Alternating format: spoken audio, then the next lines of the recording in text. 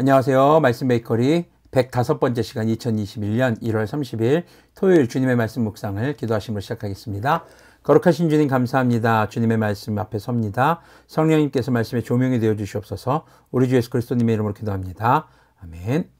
네, 오늘 보실 말씀은 마태복음 8장 14절에서 22절까지의 말씀입니다. 14절부터 보겠습니다.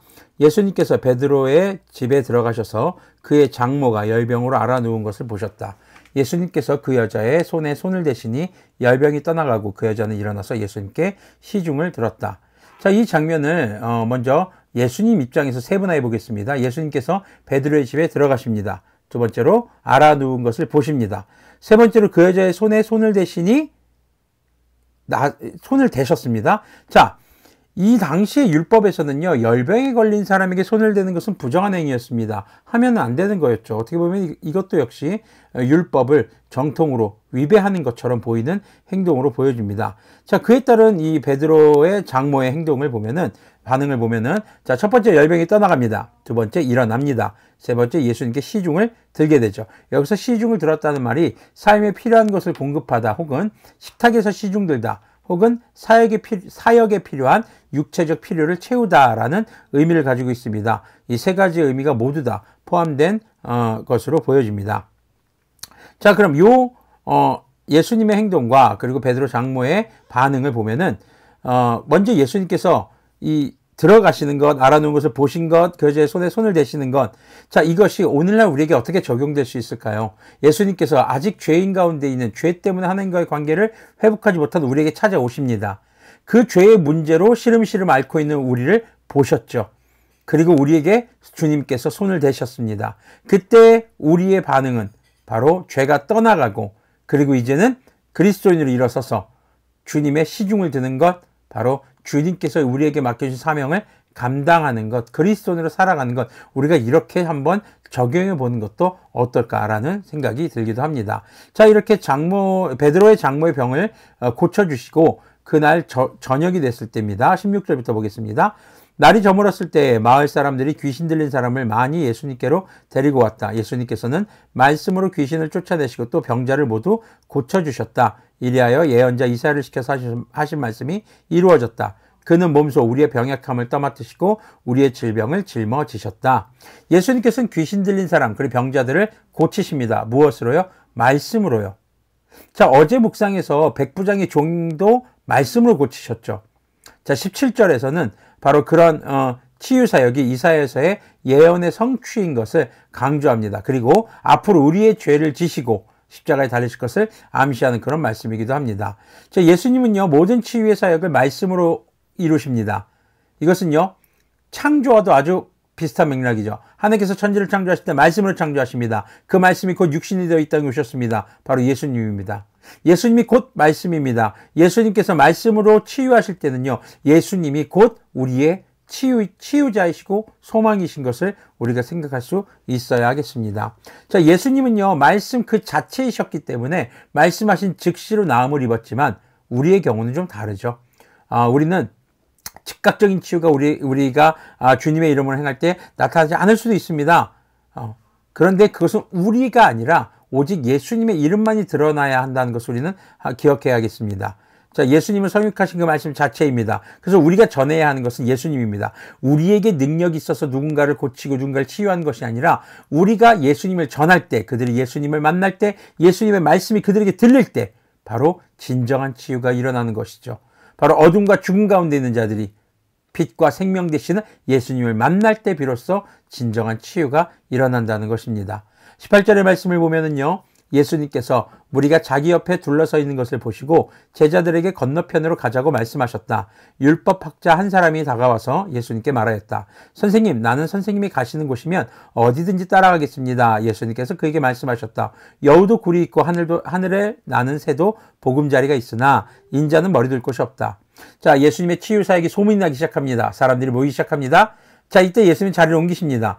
예수님은요, 이렇게 사람들에게 인기를 얻는 것에 관심이 없으셨습니다. 오히려 그것이 예수님의 사역에 방해가 될 수 있었기 때문에 항상 사람들이 많이 모이고 이렇게 인기를 얻는 듯 하면은 바로 자리를 옮기시는 그런 모습을 종종 볼 수가 있습니다. 자, 그런데 이 상황에서 어떤 율법학자가 지금 예수님에게 뭐라고 말합니까? 선생님이 가시는 것이면 어디든지 따라가겠습니다 라고 얘기합니다. 당시 율법학자는 율법에 대해서 잘 알았고 존경받았고 그리고 사회적으로도 잘 나가는 계층이었습니다. 그런 그가 예수님을 어디든지 따라가겠다고 고백하는 것은요, 굉장히 놀라운 상황입니다. 근데 예수님이 뭐라고 하십니까? 여우도 굴이 있고 하늘을 나는 새도 보금자리가 있으나 인자는 머리 둘 곳이 없다. 인자는 예수님을 가리킵니다. 이것은요, 주님께서 앞으로 가실 길이 결코 편한 길이 아니다. 고난의 길이다. 떠돌이 생활이라는 것을 지금 비유적으로 표현한 것이죠. 이렇게 왜 말씀하셨을까요? 율법학자가 지금 예수님을 따르겠다라고 하는 것이 따르는 것 자체가 목적이 아니었기 때문입니다. 그는요, 예수님의 인기를 본 겁니다. 그래, 예수님을 따르면 뭔가 더 나은 삶이 열릴 것이라고 보았던 것이겠죠. 그래서 예수님은 이렇게 말씀하신 것입니다. 자, 그렇게 말씀하신 이후에 율법학자는 어떤 반응도 없습니다. 따랐다고 하는 기록도 없습니다. 지금 우리의 신앙은 어떨까 한번 돌아보았으면 좋겠습니다. 주님을 믿을 때 우리가 얻고자 하는 것을 얻을 수 있는 것이라는 착각에 빠져 있는 것은 아닐까요? 자, 그리고 또한 제자가 예수님께 이야기를 합니다. 21절에 또 제자 가운데 한 사람이 말하였다. 주님, 내가 먼저 가서 아버지의 장례를 치르도록 허락하여 주십시오. 예수님께서 그에게 말씀하셨다. 너는 나를 따라오너라. 죽은 사람의 장례는 죽은 사람들이 치르게 두어라. 자, 이번에는 예수님의 제자 중에 한 사람이 말을 하는 장면입니다. 12제자 외에 다른 제자의 무리에서 지금 나온 것으로 보입니다. 먼저 가서 아버지의 장례를 치르고 그런 다음에 예수님을 따를 수 있도록 허락해달라는 것입니다. 근데 이 내용을 우리가 정확하게 이해해야 됩니다. 당시 아버지가 죽은 것이 아니라, 자, 먼저라는 단어라는 것은요, 먼저 가서라는 먼저, 그러니까 우선적으로 처리할 수 있게 해달라 이것입니다. 그러니까 이건 우선순위에 대한 문제로 보아야 하는 것이죠. 지금 제자의 아버지가 병중이거나 혹은 노안이거나 아마도 소천하실 날이 얼마 남지 않은 그런 것을 우리는 추측해 볼 수 있습니다. 아직은 죽지 않았지만 죽을 날이 머지 않은 것이죠. 종합해 보면 이 제자의 요구는 부모님의 장례까지 치르고 나서 그 다음에 주님을 따라도 되겠습니까? 라는 것이죠. 근데 예수님은 단호하게 거절하십니다. 그냥 따르라는 것이죠.